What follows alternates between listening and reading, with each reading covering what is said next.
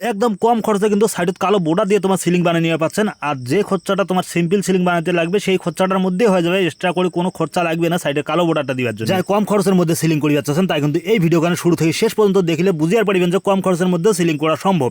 তোর সবার প্রথমে আমরা শুরু করে দিচ্ছি যেহেতু কাজ। এই যে দেখো ফ্রেম করা হয়ে গেছে, এটা লাগাবো বোর্ড লাগাবার আগতে কিন্তু সাইডে বিটগুলো লাগে। আর বর্তমানে যে পরিমাণে গরম চলেছে ভাইয়া, একদিনকার কাজ 3 দিনও না পুরো কি আর কম কোবার মতন কোনো ভাষায় নেই। তো শুরু করে দিয়েছি আমার বোর্ড লাগা কাজটা দেখে পাচ্ছেন কেমন করে বোর্ডগুলো লাগাচ্ছে। সাইডে কিন্তু আমরা একটা গ্যাপ রেখেছি যাতে ওটা কালো বোর্ডটা দিয়ে সিম্পল ভাবে লাগা যায়। আর এই যে সিলিংটা করেছে এই সিলিংটার মধ্যে কিন্তু উপরে আর নিচে এক্সট্রা ভাবে কোনো ডিজাইন হবার নয়, একেবারে একই লেভেলে থাকবে।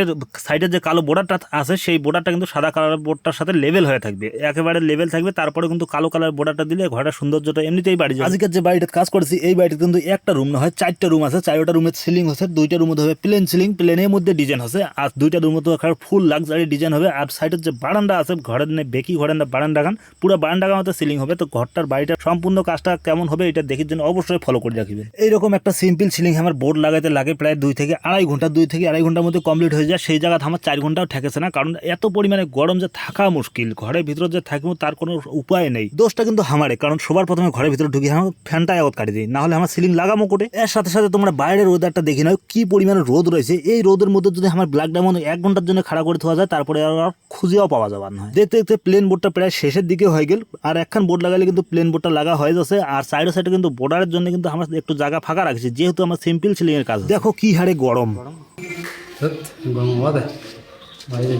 হ্যাঁ সুইমিং পুলত গা দেবেন